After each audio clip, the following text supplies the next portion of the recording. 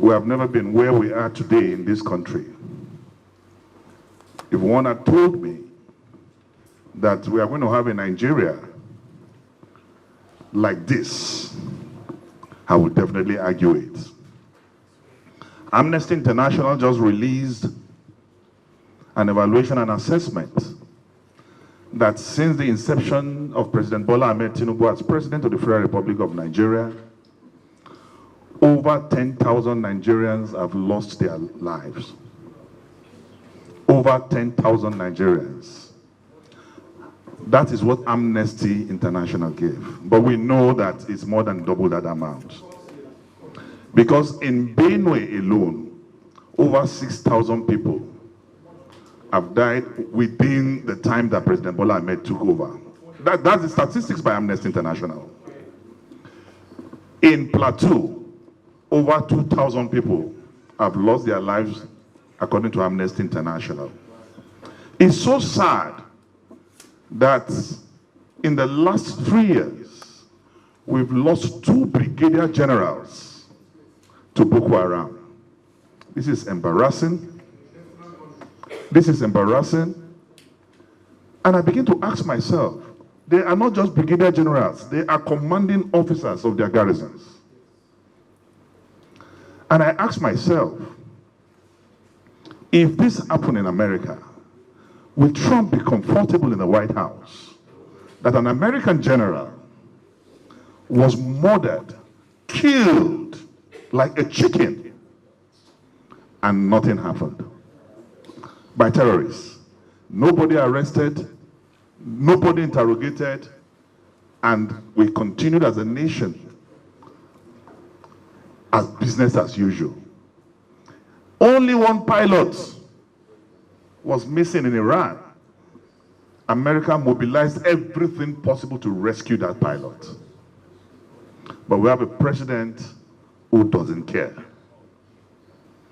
Judiciary is on test. We want to see what they will do. And the whole world is watching to see what they will do. I won't say more than that. I also want to say, with subsidy, Buhari borrowed 87 trillion naira in 8 years. Please take notes. With subsidy, Muhammadu Buhari borrowed 87 trillion in 8 years. Without subsidy, Tinubu, so far, in 3 years, borrowed 157 trillion. 157 trillion in 3 years. I want anybody to show me what we have done with that money. This is the first time in the history of the world where a $13 billion infrastructure project, which is the highest in the history of Africa, was awarded without bidding. Awarded to a Lebanese friend. The same Lebanese friend that Tinubu carried our second highest national honors, exclusively reserved for the Vice President of the Federal Republic of Nigeria, GCON, put it in a briefcase and exported it to Paris to decorate a business partner, a Lebanese man. This is not the Nigeria that Awolowo dreamed of. This is not the Nigeria that Azikiwe spoke of. This is not the Nigeria that Sardauna Amadu Bello labored for. Really, may the labor of our heroes past never goes in vain. As I wrap up, you will see from his speech when he was addressing his coordinators a few days ago, Mr. President prompted judiciary because he called our convention illegal. So he has constituted himself to now be in a court.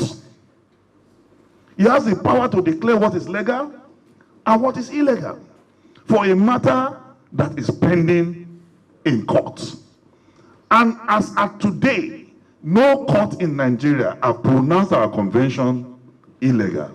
But addressing his coordinators, he was giving a body language and signal to the judiciary by addressing our convention illegal when no court said so.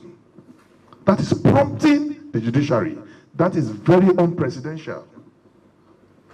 Very, very unprecedented. Only someone with arthritis of the brain will react in such manner.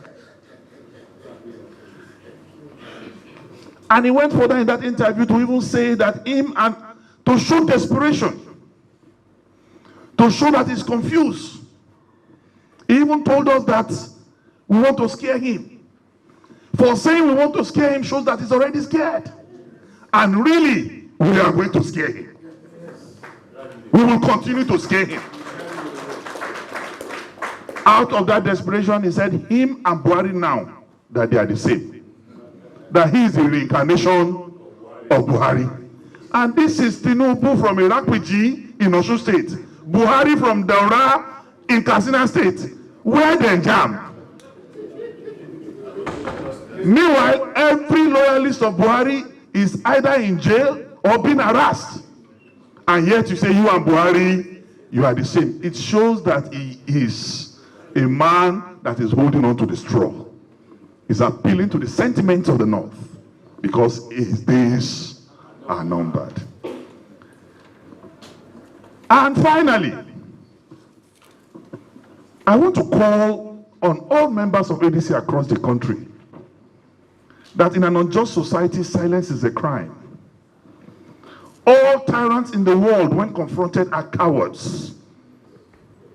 We must put on our seatbelts. The battle to rescue this country must be a battle of no retreat, no surrender. Every one of us must speak, not minding us off his guard. Where we need to protest, we will protest because Nigeria belongs to all of us. Government is not owned by those in government. Government is owned by the people. Democracy will continue to be government of the people, by the people, and for the people. We will not allow Tinubu's type of democracy, government of Bola Ahmed Tinubu by Seyi Tinubu for the Chagoris. Not allow that. So please, arise, O compatriots. ADC call, obey. Tinubu is the most intolerant president in the world. He's the only governor in the history of the world who had 3 deputy governors in his term. 3 deputy governors in his term. And as president, already he has 3 national chairmen. The man who midwife his election to success, Abla Adamu, few weeks after he became president, he removed him. Ganduje heard the announcement of his removal on TV. This is the 3rd national chairman of APC in less than 3 years. Shows that it's a moment of profound national significance. The survival of our democracy, the integrity of our institutions, and the future of multi-party governance in Nigeria are tested in ways that demand vigilance, courage, clarity, and collective sacrifice. A few days ago, President Bola Ahmed Tinubu, our president, while hosting his political support group, the Renewed Hope Ambassadors, made remarks concerning the Nigerian opposition, particularly the African Democratic Congress, the ADC. Among those remarks was the characterization of the ADC National Convention as a noise and a street convention. We consider it not only necessary to respond, but to do so with historical clarity. Time was, in our contemporary history, when the language of resistance, dissent, and alternative political organization defined the very political identity of Bola Ahmed Tinubu as he then was. As an opposition leader, he campaigned and complained against the dangers of one-party dominance, mobilized against it, defended pluralism, and he relied on an independent judiciary as a shield against executive overreach. He stood for democratic contestation as the essence of a thriving democracy. It is therefore deeply troubling that the same democratic space that once enabled his rise now appears to be narrowing under his watch. We respectfully call on Mr. President to practice in governance the very principles he once advocated and championed while he was in the opposition, which were to protect dissent, uphold judicial independence, and to allow genuine democratic contestation to flourish.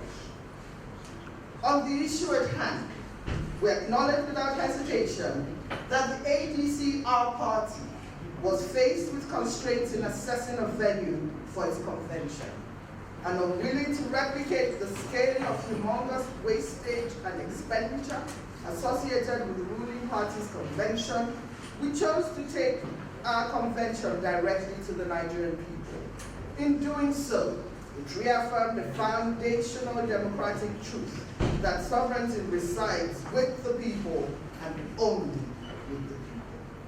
What is described dismissively by Mr. President as a street event was in fact democracy in its most authentic and organic form. Close to the people, held by the people, and celebrated by the Nigerian people and all lovers of liberty across the world. Beyond rhetoric lies a far more serious constitutional issue. The matters referenced by the President are currently before courts of competent jurisdiction, with imminent hearings at both the Supreme Courts and the Federal High Courts. In any constitutional democracy, restraint, especially by the executive, is not optional.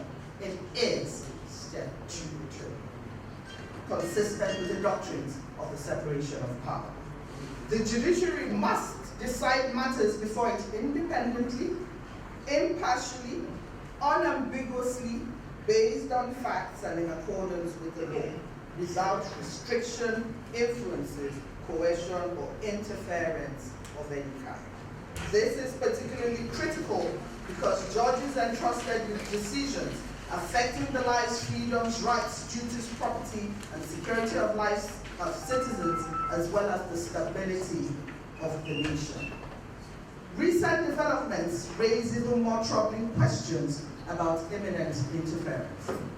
We draw the attention of Nigerians, the international community, and development partners and election matters to the widely reported and publicly circulated indiscretionary, unguarded remarks by the President's Chief of Staff, our colleague and immediate past Speaker of the Ninth Assembly of the House of Representatives, Right Honorable Femi Gbajabiamila, directed at Honorable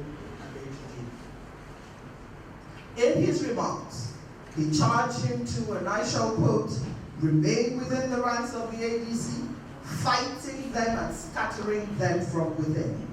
He wished him success in the courts, assuring him that we are happy with you and he should continue to collaborate with Nephew Bala while promising his continued support in their enterprise. It was no Freudian slip, it was an admission of complicity. These individuals, I will have you know, are currently engaged in litigation with the ADC. When the Chief of Staff to the President says, fight them and scatter them, we're happy with you, we'll support you to triumph in the courts, it is safe to conclude that he does not speak in isolation. He conveys the leanings of the President and the Presidency. When such statements are made in the context of active litigation affecting the structure and leadership of the major opposition party, they cannot be dismissed as casual remarks. They raise legitimate concerns about coordinated efforts from the highest office of the land to influence outcomes, both politically and especially judicially. When key members of the President's inner circle consistently take positions that intersect with contested internal matters of an opposition party, and when such actions are either debunked, disowned, disavowed, or corrected by the President or those around him, it creates a strong and unavoidable perception of executive complicity. Taken together with the President's own public comments on matters that are sub judice, these developments present a pattern that cannot be ignored. This suggests not isolated incidents, but a broader approach that risks undermining opposition politics and weakening democratic balance, leveraging the judiciary. For the avoidance of doubt, the leadership transition within the ADC was conducted in full compliance of the law. We must also address growing concerns regarding the role of the Independent National Electoral Commission. Recent actions by INEC have raised serious questions about its consistency, its neutrality, and institutional independence. Developments suggest that even administrative responses, delays affecting opposition activities, and a perception of selective engagement. Particularly instructive is the Commission's handling of the leadership issues within the ADC, including matters relating to His Excellency Senator David A. Bonaventure Monk, by appearing to recognize one stream of leadership while disregarding ongoing internal processes and pending disputes. The Commission clearly stepped beyond its constitutional mandate. An independent electoral umpire must not be seen to choose sides, because in a democracy, perception is as important as procedure. Section 88 of the Electoral Act 2026 clearly provides that the internal affairs of political parties are to be determined exclusively by the parties themselves. At this point, it is important to place on record that we, the legislators who speak today, are not strangers to the defend of democracy in Nigeria. Many of us were active participants in the historic invocation of the doctrine of necessity in 2010, following the illness and eventual passing of the late President Umaru Musa Yar'Adua. That intervention preserved constitutional order at a critical moment. From the first son of the First Lady, that's Akpabio, who said is the first son of the First Lady. This is not the culture of legislators. He's not speaking for the legislators. Nigerians should take note of this. Secondly, as you mentioned, I should speak for the Northeast. We want to tender apology to Nigerians on behalf of the good people of the Northeast. Nephew Bala is from Northeast, so I've been ashamed sometimes to hear they are adding Gombe in his name, because this is not our culture. People of Northeast are known to be people of integrity. Nephew Bala consented to all the process that brought David Mark, lead executive, into existence. An inquiry to check his capacity. I think so. The first NEC meeting ADC held regarding the constitution of this coalition was on the 29th May 2024 in Nikon Luxury. 2024 in Nikon Luxury, which I attended as observer. I was invited to that meeting. In that meeting, in their agenda, item 10 stated they mandated the NWC on behalf of the NEC to continue discussion with various groups to form either merger, coalition, collaboration with various groups to form a strong opposition. Based on that, the NWC engaged with various groups to agree on the terms of coalition.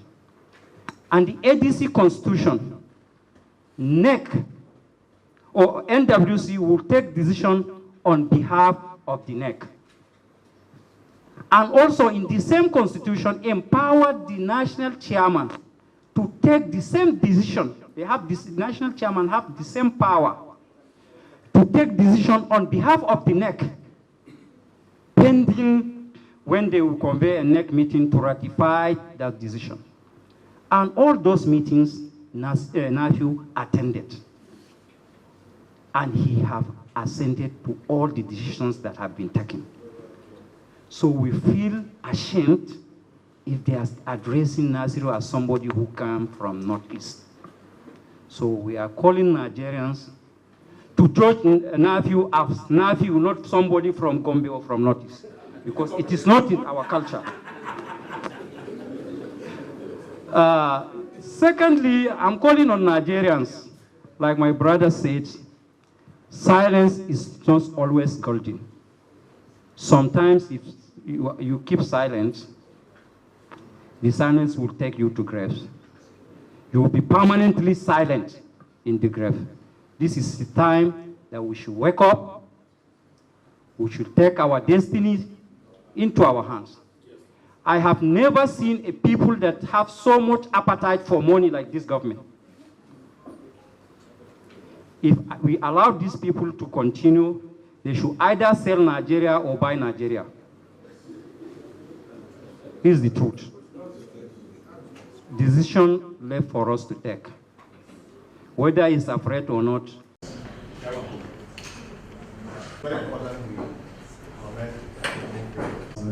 Please, Honorable Linus. Honorable Linus.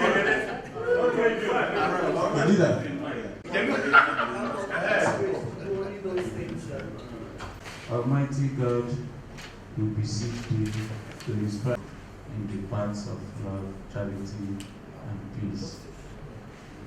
That will promote the unity, prosperity.